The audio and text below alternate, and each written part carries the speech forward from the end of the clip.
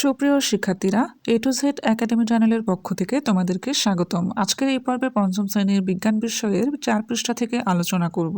গত পর্বে আমরা বিভিন্ন আবাসস্থল সম্পর্কে জেনেছিলাম। আজকে আমরা সর্বশেষ আবাসস্থল সামুদ্রিক আবাসস্থল সম্পর্কে জানব। জলজ পরিবেশ হলো সমুদ্রের পানি, নদী, পুকুর, খাল ও বিলের পানি থেকে আলাদা। সমুদ্রের পানি লবণাক্ত হয়। এই পানিতে যে সকল উদ্ভিদ ও প্রাণী বাস করে তারা সাধারণত নদী, পুকুর বা খাল বিলে বসবাসকারী উদ্ভিদ ও প্রাণীদের থেকে আলাদা হয়ে থাকে। সামুদ্রিক পরিবেশে প্রধান উদ্ভিদ হচ্ছে বিভিন্ন ধরনের সামুদ্রিক শৈবাল, যেমন ল্যামিনারিয়া, সার্গাসাম। এছাড়াও সামুদ্রিক ঘাসের মধ্যে রয়েছে জস্টেরা, হ্যালোডিউল ইত্যাদি।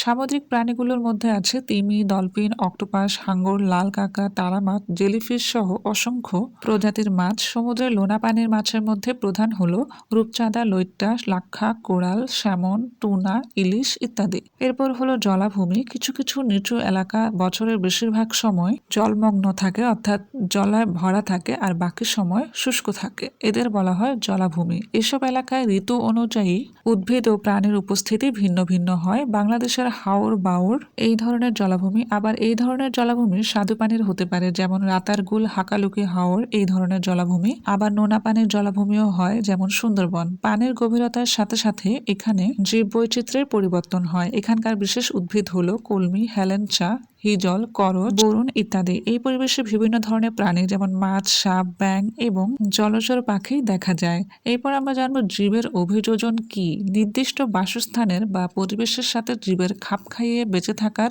প্রক্রিয়াকে অভিযোজন বলে। অর্থাৎ একটা পরিবেশের সাথে তাল মিলিয়ে একটা জীব বেঁচে থাকার জন্য যে সমস্ত নিয়ম মেনে চলে সেটাই হচ্ছে তার অভিযোজন। পরিবেশে খাপ খাইয়ে নেওয়ার জন্য বিভিন্ন ধরনের উদ্ভিদের মধ্যে বিশেষ কিছু বৈশিষ্ট্য লক্ষ্য করা যায়। আবার প্রাণীদের মধ্যেও বাহ্যিক এবং অভ্যন্তরীণ গঠনগত নানা রকম পরিবর্তন দেখা যায়। এখানে প্রশ্ন হয়েছে বিভিন্ন পরিবেশে জীব কিভাবে নিজেকে খাপ খাওয়ায়।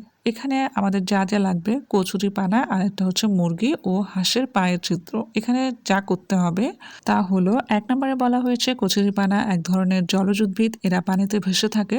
কচুরিপানা ভালো করে পর্যবেক্ষণ করতে হবে, তারপর নিচের ছকে লিখতে হবে। এরপর 2 নম্বরে বলেছে, আমরা নিশ্চয়ই লক্ষ্য করেছি এদের কাণ্ডে প্রচুর পরিমাণ ফাঁপা অংশ থাকে। কচুরিপানায় এই ফাঁপা অংশ থাকার কারণ কি? কচুরিপানায় এই ফাঁপা অংশ থাকা সম্পর্কিত ধারণা নিচের ফাঁকা জায়গায় লিখতে হবে। কচুরিপানার কাণ্ড ও পাতার বোটা ফাঁপা ও বায়ুপূর্ণ হওয়ায় এটি অনেক হালকা হয়। এই বিশেষ গঠনের কারণে কচুরিপানা পানিতে ডুবে না গিয়ে সহজে ভেসে থাকতে পারে। পরবর্তী পৃষ্ঠায় বলা হয়েছে, বাস্তবে বা ছবিতে মুরগি এবং হাঁসের পায়ের আঙুলের মধ্যে ভিন্নতা পর্যবেক্ষণ করি। এই ভিন্নতার কারণ নিচের খালি জায়গায় লিখতে হবে। বাসস্থানের ভিন্নতার কারণে এই দুই প্রাণীর পায়ের গঠন আলাদা হয়। হাঁস পানিতে থাকে বলে তার পা পদ্মা বিশিষ্ট হয়, যা সাঁতারে সাহায্য করে। অন্যদিকে মুরগি ডাঙ্গায় থাকে বলে তার পা শক্ত ও নখযুক্ত হয়ে থাকে, যা মাটি খুঁড়ে খাবার সংগ্রহে সাহায্য করে থাকে।